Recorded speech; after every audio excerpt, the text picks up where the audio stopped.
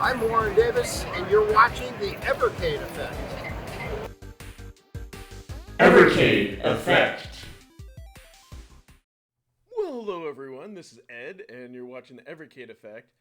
And today, we're going to talk about the Delphine collection. Yes, this is the latest computer collection, number 4. At the time of recording this video, that Blaze has put out, although maybe by the time you see this, you'll see the other computer collection, which we will talk about on this channel. Anyways, I need to give a strong disclaimer that what I'm about to say about this collection is just my opinions only. If you love this game, if you love this collection and like Another World, Flashback, and the other 2 point-and-click games were your favorite games, or you just discovered them and you love them, you continue to enjoy them. This is not going to take that away from you at all. It's fine that you enjoy them, and I really hope you do. This is just my opinion, and to say that this collection is not for me. So, yeah, well, I want to get into it. I wanted to put that disclaimer out there. I am going to be brutally honest, and I'm going to tell you exactly why. It's not just going to be, oh, this collection sucks. No. I don't think this is by any means a bad collection. It just drove me to mental insanity. And I'm going to explain why here in a moment. And really, unless you like the games that are on this cart, or or unless you're going for every single cart like a crazy person like me, you can pass in this collection.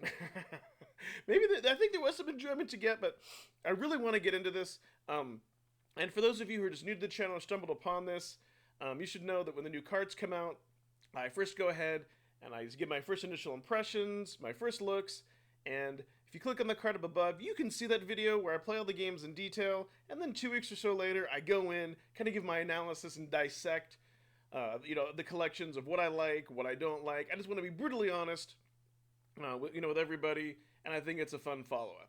So we're going to go ahead and do that now. Let me go ahead and pop this card out, and we're going OG style. Oh yeah, we're going to pop that. I'm going to get tangled here in my cords in the OG Evercade. Let's go ahead. Put this in here, and I'm not going to go through and play all the games. I just like to, there we go. Use this as a reference and whatnot. Okay, so we're going to go through and we're going to look at the times.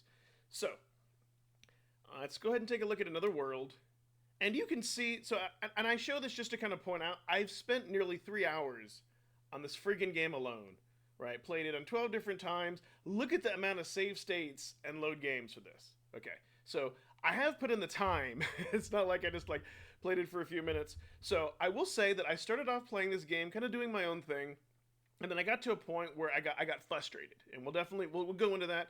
And there is a video online where it's like 22 minutes long. It's it's like Another World, no deaths, where somebody does show you the full playthrough of it, and that was helpful.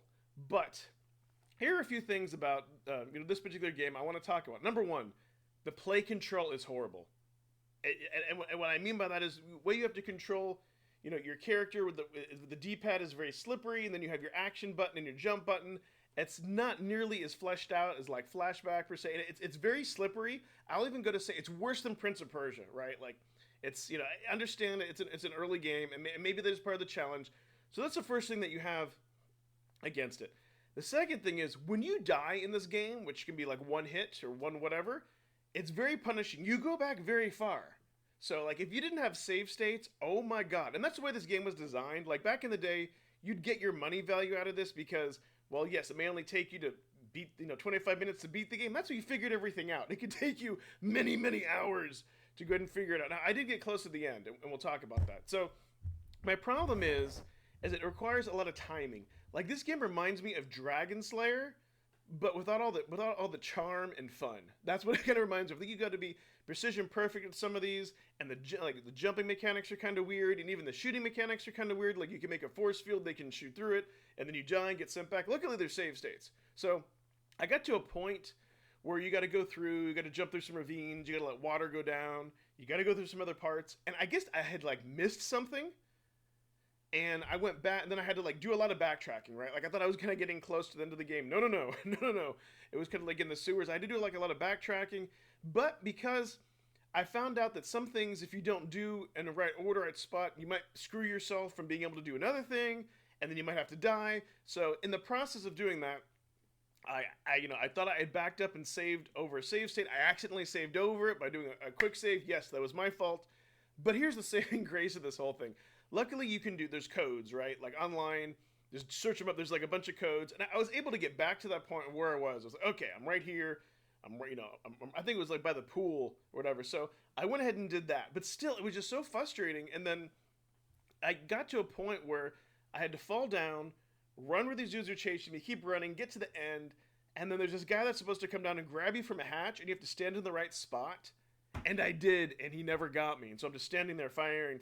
And then I had went ahead and I used the next code to get past that point. I don't know if the game is bugged or what the hell happened. Then I get to the next point, and it's just like more of shooting and precise mechanics. When you watch somebody else who's played through the game and mastered it, it's a brilliant thing. But for me, I got to a point of where I want to say that this game at the time not only broke me from playing this collection, it broke me from playing video games in general. Like I just had to take a break. I'm being perfectly honest. Because I was just so frustrated and so done. And then I'll give you a spoiler alert, right? So on the ending, if you don't want to hear the ending, skip this next minute or so. But I did watch it. So finally, once you do get to the end and complete whatever, you get carried off by this thing that flies. And then that's it. It's a big FU ending. There's no explanation. Did you go back home? Oh my God! For a game like this that had such an intriguing story. You're in your car, you go in the water, you get warped to the other world, and all this other stuff. It's like, God. And then I felt like it was worse than the crappiest arcade ending. So so it's just like, man. So before that, I had gotten to Flashback. So you can see, I played Flashback. I only had 2 minutes into it. And I got to a point where I was like, okay, I'm going to play this game through and not use walkthroughs. And then I got to a point where I was stuck. And then after that, I went ahead and then I went back and I went to another world. But after I got so frustrated with another world, I didn't feel like playing Flashback. Flashback has, still iffy with the controls, but my God, it's so much better. And after that, Future Wars, 10 minutes, and then Operation Stealth 9 minutes. So, and those games I have not played since I did my first impressions because Another World frustrated me so friggin' much, I didn't have the desire. I'm like, I'm done. There's no mouse support. I'm just like, I am done. I am done with this collection. I need to take a break from video games. This is BS.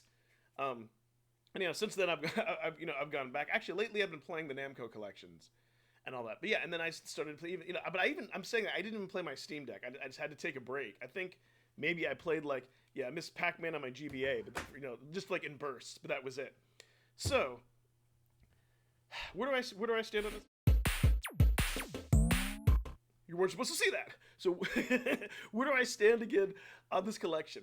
Well, again, if you have to have every single friggin' Evercade cart, then get it. If you want to go through the experience of discovery, now I won't take away from that. That's one of the things I love about Evercade is going through discovery, how the games are. So it was worth for that. But if you're just buying this just to play the games, no, avoid it. I wouldn't recommend it. If you're getting it for collecting purposes, get it. If you want to go through discovery, get it. If you love the games, get it. But for me, that's why I found it.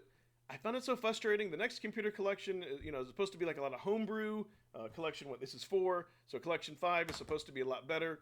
I'll be excited to get that. The next video will talk about Full Void or that. But yeah, that has an MSX game that just looks fantastic and everything else. So let me know in the comments below.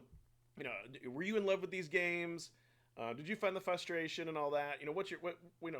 How do you feel about it? Now, I will say, growing up as a kid, and this is one of those times where the nostalgia or the memory was different than the current reality, where I think I talked about that I played this on my buddy's Mac. We never got past the first level part, not at all.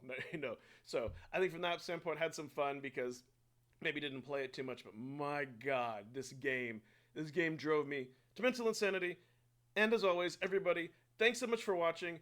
Do all that crazy YouTube stuff. If you're unsubscribed, I am now going to go ahead and thank you, channel members, and bye-bye.